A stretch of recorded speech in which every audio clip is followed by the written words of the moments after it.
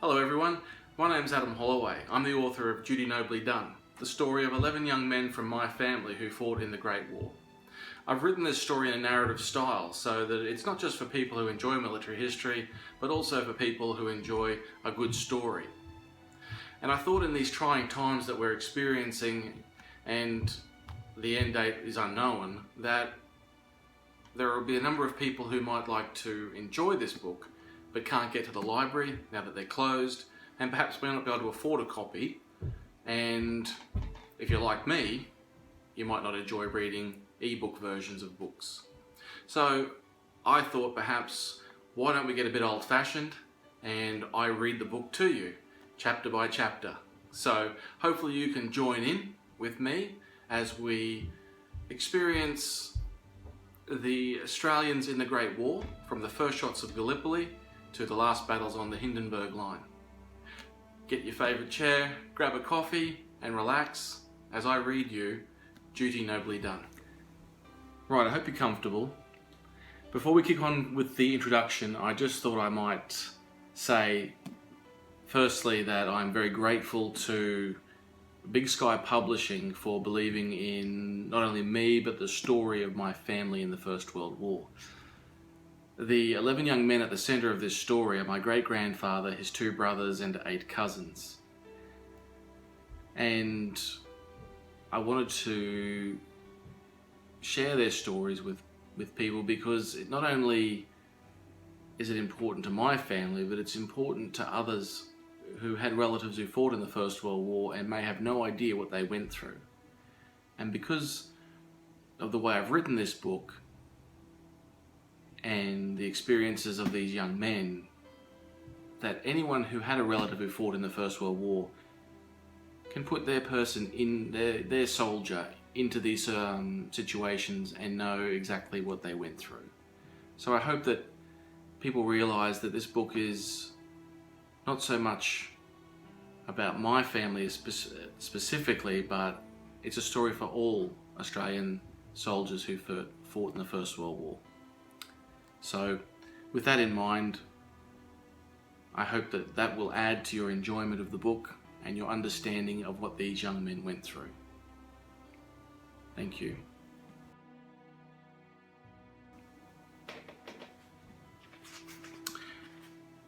In the introduction, I have a quote to start. This is from an AIF soldier, an Australian, who was fighting in Gallipoli in August 1915, about midway through the campaign, around the time of the August offensives at Lone Pine and the Neck. And I think that it really gives an insight into how insightful the soldiers were even at this early stage of the war. And I thought it quite appropriate to begin the book with, because the book is not a commentary on the conduct of the war. It's not a political book. It's told through their eyes, and it's about the men who fought in this war. War is incredibly horrible. Even soldiers never realised what it meant. How few smug politicians out our way realise what is going on. Dante could write a new inferno that would make his out-of-date book seem like a nursery rhyme. This is the true story of 11 young men from one Queensland family who loved life, their mates and their families, and enjoyed the simple pleasures of an uncomplicated existence in a young, vibrant country. This is also the story of their great adventure, the First World War, which took them to the other side of the world and exotic lands. Their experience of the war forms the mainstay of this book and is told through their eyes. Raw, intimate and laced with sacrifice, bravery, despair, triumph and loss. It was to be an experience that profoundly changed them, their families and the society in which they lived. These young men were first and second generation Australians, all directly descended from British immigrants George and Sarah Holloway, and included 4 sets of brothers.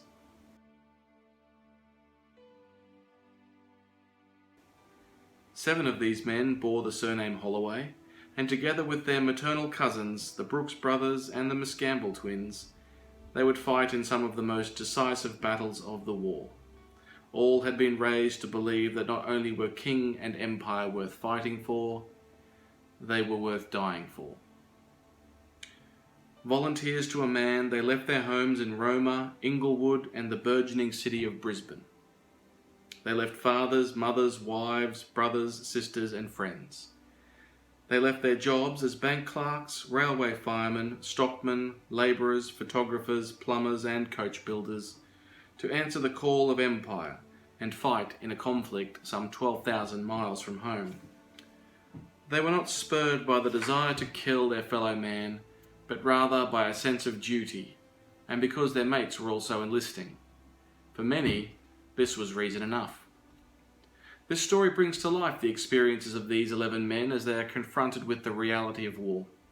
Their letters describe their journey through the strange and unfamiliar terrain of Egypt and Turkey, and the war-ravaged towns and villages of Belgium and France. In their letters, they attempted to play down the harrowing visions that confronted them on a daily basis and described only those that were exciting and amusing, all the while reassuring their families of their comfort and well-being.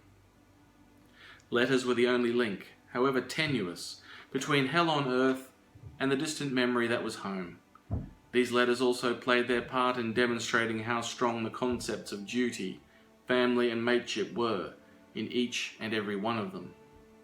While the 11 were mostly dispersed among various brigades and battalions along the Western Front, it was not uncommon to find several living, fighting and dying alongside one another and amid their boyhood pals. The knowledge that both their friends and their own flesh and blood were close at hand had a profound effect on this close-knit group. Such were the bonds of friendship that Australian soldiers, hearing of the arrival of a relative or mate's unit nearby, would frequently wander off in search of them. Through these men they met others, forming friendships that often proved fleeting, but were no less significant. In fact, as the war progressed, it became increasingly obvious that they no longer fought for king and country, but rather for one another. Meticulous examination of divisional, brigade and battalion war diaries alongside the trench maps of the time make it possible to determine the movements of each of these 11 young men at various periods to within an astonishing 50 yards. The extent of their involvement was truly breathtaking. From the first shot fired at Gallipoli to the last battle Australians fought in France, at least one of these men was present. They were among the first ashore at Anzac Cove, and later charged through the ruins of Pozieres and Mouquet Farm. They struggled through the mud at Fleur and suffered the madness of the ill-fated First Battle of Bullecourt and the tough slog that was its successor. They witnessed the extraordinary power of modern warfare at Messines and surged forward with the mighty wave that rolled back the Germans' last great offensive, playing their part in the final Allied victory in late 1918. More than 330,000 men would ultimately serve overseas in the Australian Imperial Force. Given a casualty toll of 210,000, of whom 60,000 were killed, the odds of survival for the 11 young soldiers from the family at the centre of this story were never favourable. On many occasions, the same postal service that brought their letters home also delivered the news that every family dreaded. A simple, bland phrase told of a son, brother or cousin who would not be coming home, but would remain forever in the fields of France or Belgium. This was a war that touched every family and every town, large or small. While the Great War ended at 11 a.m. on 11 November 1918, the lives of those spared to return home had been changed forever. Many would bear the physical scars of war, while all would battle the memory of their experiences and mourn the loss of both relatives and friends. They would seldom speak of what they had seen, and their suffering would become part of their daily lives and of their families. The joy of a loved one returned safely was inevitably tempered by the distress of living with a man who had lost part of himself somewhere in the mud of the Somme. For those who had somehow survived the bullets and shrapnel, the lives they led were often nonetheless cut short. Some died mere years later and others decades, all casualties of this terrible conflict. But the friendships that had been forged in battle bound the survivors together and sustained them until their own final roll call. In the words of the wartime Australian Prime Minister Billy Hughes, these men have crossed the gap, which none of us who were not there with them can understand, and that they themselves can never retreat from.